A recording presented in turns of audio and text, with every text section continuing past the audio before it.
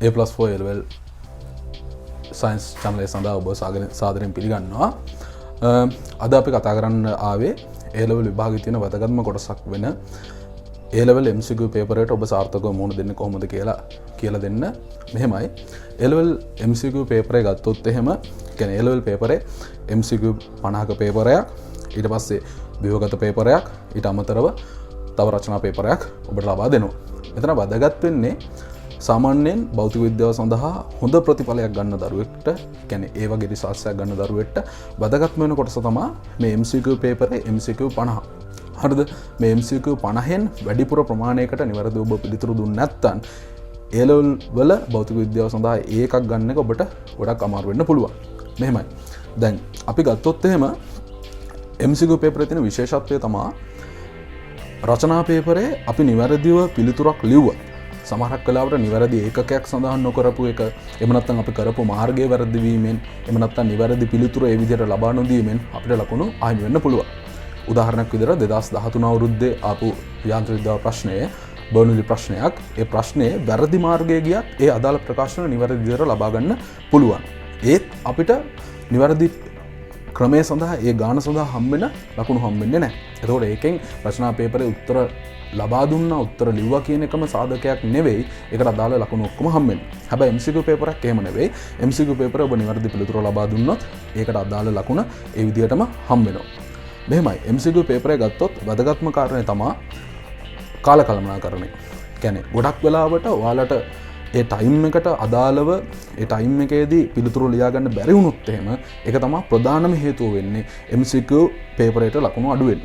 දැන් උදාහරණයක් විදිහට අපි ගත්තොත් එහෙම MCQ 50ක් තියෙනවා, පැය දෙකක කාලයක් තියෙනවා. ඒක MCQ එක සඳහා මිනිත්තු 2ක් හෝ ඊට චුට්ටක් වැඩි කාලයක් තමයි හම්බෙන්නේ. හැබැයි මිනිත්තු 2ක් කිව්වට දැන් MCQ පේපරේ ව්‍යුහය දිහා බැලුවාම පළවෙනි MCQ ටිකක් පහසුයි. කියන්නේ 1 ඉඳලා 10ට වගේ යනකම්. ඊට පස්සේ එතනින් පස්සේ තියෙන ප්‍රශ්න අතරතුර ඔබ හිර වෙන ප්‍රශ්නයක්. ඒ කියන්නේ සාමාන්‍යයෙන් හිතා ගන්න බැරි, එහෙම නැත්නම් අත්දැකීම් අඩු ප්‍රශ්නයක්, අලුත් සංකල්ප, ඒ වගේ දේවල් තියෙන්න පුළුවන්. ඊට පස්සේ සාමාන්‍ය MCQ 40න් එහාට වගේ 50 වගේ වෙනකල් සාමාන්‍යයෙන් අපි අසීරුයි නැත්නම් අමාරුයි කියන ඉගෙනගත්ත දේවල් හරියටම අවශ්‍ය වෙන ප්‍රශ්න තියෙන්නේ. ඒව සඳහා මිනිත්තු 2කට වඩා වැඩි කාලයක් අවශ්‍ය වෙන්න පුළුවන්.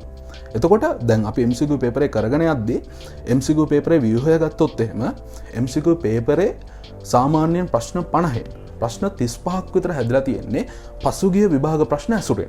ඇසුරෙන් කියන එකේ අදහස පසුගිය විභාග ප්‍රශ්න අහනවා කියන එක නෙවෙයි. ඒ ප්‍රශ්න ඇසුරෙන්. උදාහරණයක් විදිහට දැන් අපි මේ වගේ පාඩම් ගත්තොත් එහෙම ඒකක හා මාන, මිනුම් උපකරණ, ඊට පස්සේ සමතුලිතතාව, ඝර්ෂණය, නිව්ටන්ගේ නියම, ඊට පස්සේ නිදහස් බල රූප සටහන්, ඊට පස්සේ ගවුස් ප්‍රමේය, තව ගත්තොත් එහෙම මොනවාද තාපය, උෂ්ණත්ව මිතිය, උෂ්ණත්ව මාන, තව ගත්තොත් තාර්කික දවාර, ඔය වගේ ඔය පාඩම් ඇසුරෙන් ඒ ප්‍රශ්න හැමදාම අහන කොටස් තමයි තියෙන්නේ. එතකොට දැන් උදාහරණයක් විදිහට නළවල කම්පන ගත්තොත් එහෙම 2000 අපි 10 ඉඳලා ගත්තොත් මේ වෙනකල් 2018 වෙනකල් ආපු අවුරුදු 8ේම නළවල කම්පන ප්‍රශ්නයක් අහලා තියෙනවා. ඒක ව්‍යුහගත ප්‍රශ්නකට උනත් වෙන්න පුළුවන්. එහෙම නැත්නම් තන්තුවල ඇදි තන්තුවල කම්පන ගත්තොත් ඒක අහලා තියෙනවා. එතකොට දැන් වැදගත්ම දේ තමයි පළවෙනි MCQ එකට ලකුණු එකක් හම්බ වෙනවා නම් 50 වෙනි MCQ එකට හම්බෙන්නේ එක ලකුණක්. එතකොට ඔයාලට තේරෙන්න ඕනි මේ කොටස් ටික, ඒ කියන්නේ මේ ප්‍රශ්න හැමදාම ප්‍රශ්න අහන කොටස් ටික ඔයාලා බලාගෙන යෑමෙන් ඔයාලට අනිවාර්යෙන් MCQ පේපරේ ලකුණු 50න් ලකුණු 35ක් විතර ලේසියෙන් ගන්න පුළුවන්. ඒ ප්‍රශ්න හොඳට හදලා, ඒ ප්‍රශ්න විවරණය කරලා, ඒ ප්‍රශ්න සම්බන්ධ තියරි කොටස් හොඳට කරලා තියෙනවා නම් සාමාන්‍යයෙන් MCQ 50න් 35ක් විතර පහසුවෙන් ගන්න පුළුවන්. ඊට අමතරව MCQ පේපර් එක තියෙන විශේෂත්වය තමයි MCQ පේපරේ පළවෙනි ප්‍රශ්නේ ඉඳලා කරගෙන යද්දී අතරමැද තියෙන්න පුළුවන් ඔයාලා හිර වෙන ප්‍රශ්න. ඒ හිර වෙන ප්‍රශ්නයක් කියන්නේ ඒක ඒ වගේ ප්‍රශ්නයක් එතන දාමේ අරමුණ තමයි ඔයාලගේ පේපරේ ලකුණු අඩු කරන එක. උදාහරණයක් විදිහට මේ ප්‍රශ්නේ වෙනුවෙන් ඔයාලා වැඩි කාලයක් යොමු කරොත් එහෙම එතනින් පස්සේ තියෙන ප්‍රශ්න වලට කාලය අඩු වෙන්නත් පුළුවන්. එතන ඔයාගේ ආතතිය වැඩි වෙන්න පුළුවන්. ඊට අමතරව හදිස්සිය කරගෙන යද්දී වැරදි වෙන්නත් පුළුවන්. එහෙනම් MCQ පේපර් එක සාමාන්‍යයෙන් කරන්නේ උත්සාහ 3කට විතර. උදාහරණයක් විදිහට දැන් මම MCQ පේපර් එකක් කරනවා නම් MCQ 50 පළවෙනියටම MCQ 1 ඉඳලා 50 දක්වා මට පුළුවන් ප්‍රශ්න ටික තමයි මම කරගෙන යන්නේ. එතකොට ප්‍රශ්න සමහරක් වෙලට 20ක් මග හැරෙන්න පුළුවන්. එහෙම නැත්නම් ප්‍රශ්න 10ක් මග හැරෙන්න පුළුවන්. ඒක වෙනුවෙන් ගත කරන කාලය සාමාන්‍යයෙන් අපි අපේක්ෂා කරොත් MCQ 30ක් කියලා. 30ක් කියන්නේ එකට මිනිත්තු 2ක් විතරනේ. එතකොට පැයක් වගේ කාලයක් ගිහිල්ලා තියෙනවා. හරිද? ඒ වුණාට ප්‍රශ්නයක් නෑ. මොකද ඒ MCQ 30 මට ෂුවර්. මට MCQ 30 අනිවාර්යෙන් කරන්න පුළුවන්. හරිද? එතකොට පළවෙනි MCQ එකේ ඉඳලා 50 වෙනි MCQ එක වෙනකල් පළවෙනි පාර Tamanට පුළුවන් MCQ ටික කරගෙන යන්න. හරිද? එතකොට ඒවා කොටුකොලේ ලකුණු කරන්න යන්න එපා. ඒ කරන ප්‍රශ්න ටික අනිවාර්යෙන් පැන්සලකින් හෝ පෑනකින් තමන්ගේ ප්‍රශ්න පත්‍රයේම ලකුණු කරන්න කොටුකොලේ පැත්තකින් තියන්න. එතකොට පළවෙනි MCQ එකේ ඉඳලා 50 වෙනි MCQ එක දක්වා කරගෙන යද්දී තමන්ට පුළුවන් ප්‍රශ්න ටික කරගෙන යනවා. කරගෙන ගිහිල්ලා ඊට පස්සේ තමන් හිතමුකෝ අපි MCQ 40ක් කරා කියලා. 40ක් කරපුවාම තව ඔයාලට කාලයක් ඉතුරුයි. ඉතුරු කාලේ බලනවා ඔයාලට බැරි වෙච්ච MCQ 10 කොහොමද කරන්න කියලා. MCQ 10 අරගෙන බලනවා කොහොමද MCQ 10 සමහරක් වෙලාවට MCQ 10 පුළුවන්ම වේවා තියෙන්න පුළුවන් බැරි ඒවා තියෙන්න පුළුවන් වැඩිපුර කාලයක් තියෙනවා. එතකොට උදාහරණයක් විදිහට මේ MCQ 40ට අපි හිතමුකෝ වැය උනේ පැයකුත් මිනිත්තු 15ක් කියලා. එතකොට ඉතුරු MCQ 10ට මිනිත්තු 45ක් විතර තියෙනවා. මොකද මේ MCQ 40 කියන්නේ ඔයාලට පුළුවන් MCQ. ඒවා කරන්න එච්චර කාලයක් යන්නේ නැහැ. හේතුව මේ MCQ 40න් මේ 35ක් විතර හැදිලා තියෙන්නේ පසුගිය විභාග ප්‍රශ්න ඇසුරේ.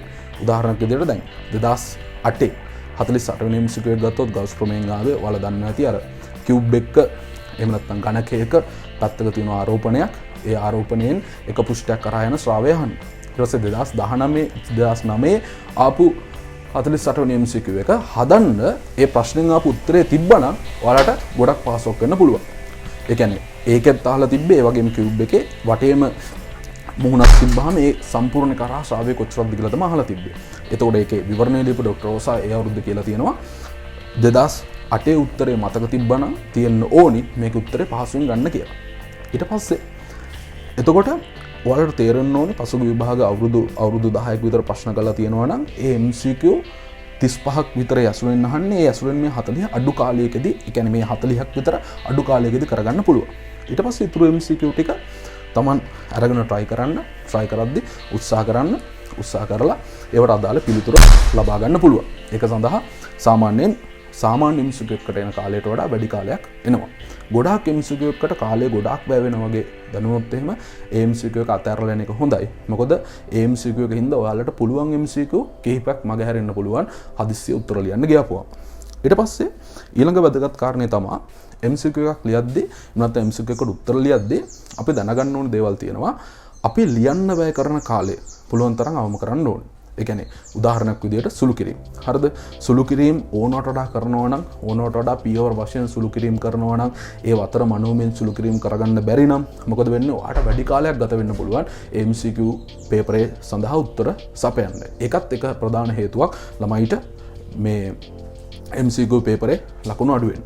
ඊට අමතරව තව කියන්න පුළුවන් MCQ පේපරේ කරගෙන යද්දී ඔයාලට කියන්නේ MCQ පේපර් එක ඒ තියෙන සංකල්ප හරිද?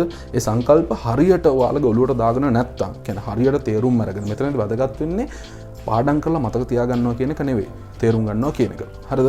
ඒ විදිහට මතක තියාගෙන නැත්තම් ඒක ලොකු ප්‍රශ්නයක් වෙන්න පුළුවන්. එතනින් පස්සේ MCQ දිගටම කරගෙන යන්න. ඒක MCQ එක කරන්න. තව හේතුවක් වෙන්න පුළුවන්. ඒ කියන්නේ අපෙන් අහන කොමන්ම ප්‍රශ්න ටිකක් තියෙනවා සාමාන්‍යයෙන්. උදාහරණයක් විදිහට භාගික දෝෂය. ඊට පස්සේ මොනහරි කියන්නේ මතකෙන් උත්තර ලියන්න ඕනේ කොටස්. ඒකක මොනහරි භෞතික රාශියක ඒකක. ඊට පස්සේ සරලවම ගුරුත්ව කේන්ද්‍රය කියන්නේම ලේසියෙන් උත්තර ගන්න පුළුවන් කොටස්. ඊට අමතරව තාපය ප්‍රැක්ටිකල් එකකට අදාළව අහන්න පුළුවන්. ඊට අමතරව මොකක් හරි ඒ කියන්නේ ප්‍රිස්මයක අපි ගත්තොත් එහෙම ඒ සමීකරණ ආශ්‍රයෙන්, ඒ කියන්නේ අවම අපගමනයට අදාළ සමීකරණ ආශ්‍රයෙන් ඒ වගේ ප්‍රශ්න අහන්න පුළුවන්. ඒතර මෙතන දක්වලා තියෙනවා සාමාන්‍යයෙන් විභාගයේ ඇතුලේ සාමාන්‍යයෙන් වැඩිපුරම MCQ ප්‍රශ්න අහන කොටස් එතන දක්වලා තියෙනවා.